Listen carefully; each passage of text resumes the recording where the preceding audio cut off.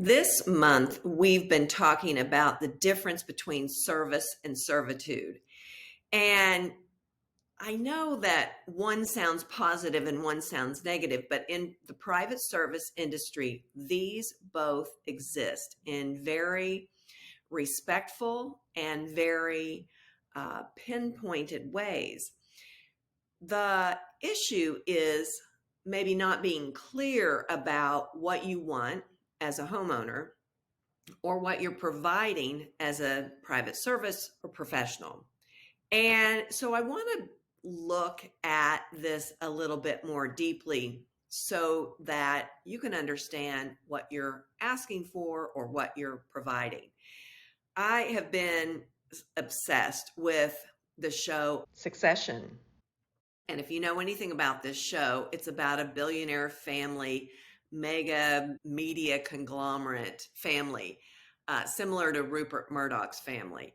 And the games and the abuse and the drugs and the alcohol and the events and all of the things that happen within this family on this show are pretty true. This has not been my experience, but certainly I can relate to that level of scale and intensity in working for someone like that.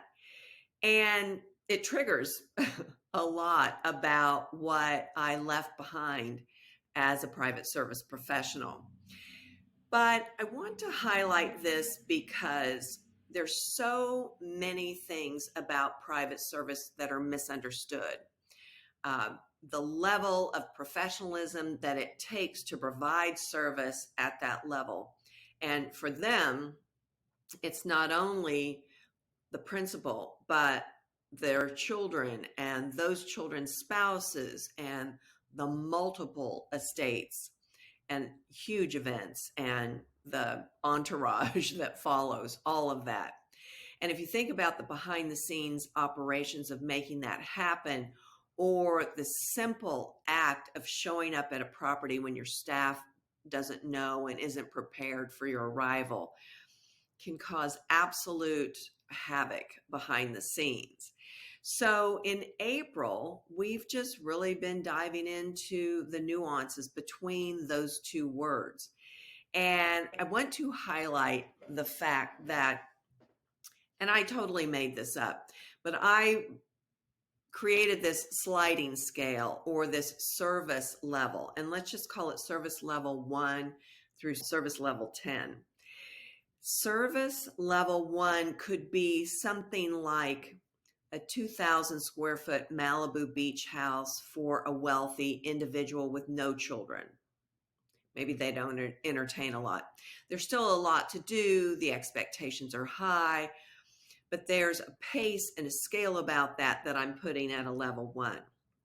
And level 10 being something like a 16,000 square foot Hamptons home on an 8-acre property with a family of 6, with their staff, each family member having their own staff, helicopters, complex spousal relationships, etc. So service expectations are high at both levels. However, what I preach about is creating win-win partnerships in private service.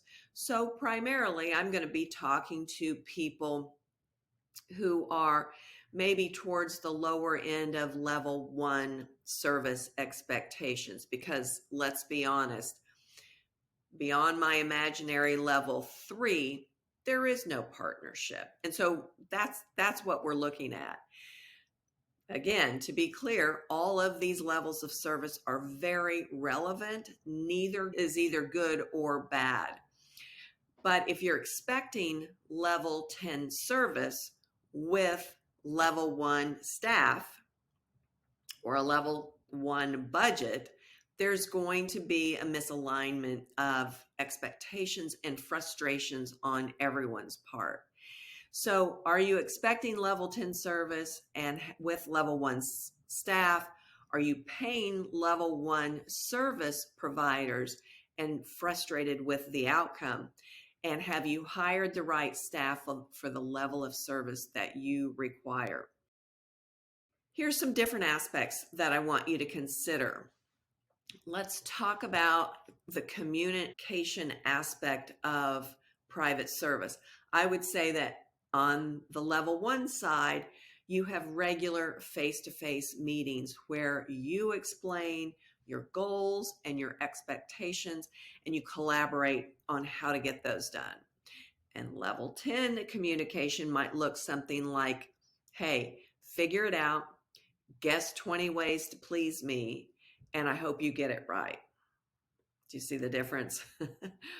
Service, the formality. Level 1 might be, I can get my own breakfast. And level 10 might be formal table service for every meal. On an advisory position, level 1 might be that your household staff manager researches the problem and shares with you the recommendations that they've demised from their research. And level 10 would be just do what you're told to do. Level of staff experience and education. So level 1 is going to be that I want a 24/7 jack of all trades to accommodate my needs.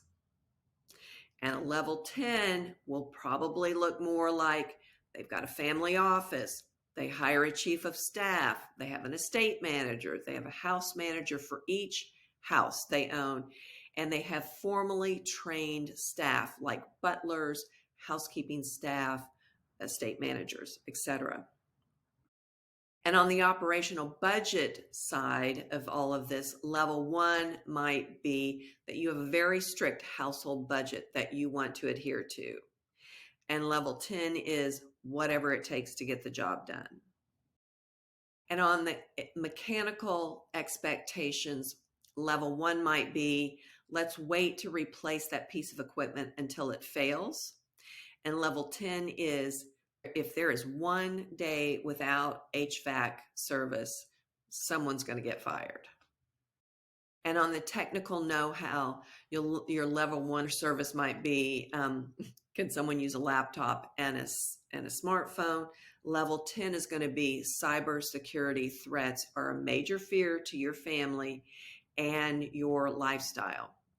So the important takeaway in all of this is that if we're not clear about the needs of the homeowner and the service experience and education of the service provider, there's always going to be a miss.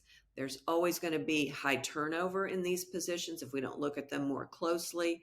And there's going to be a continual threat of burnout for that staff that makes no one happy. So that's what's going on this week in my office. Hope you're having a great week.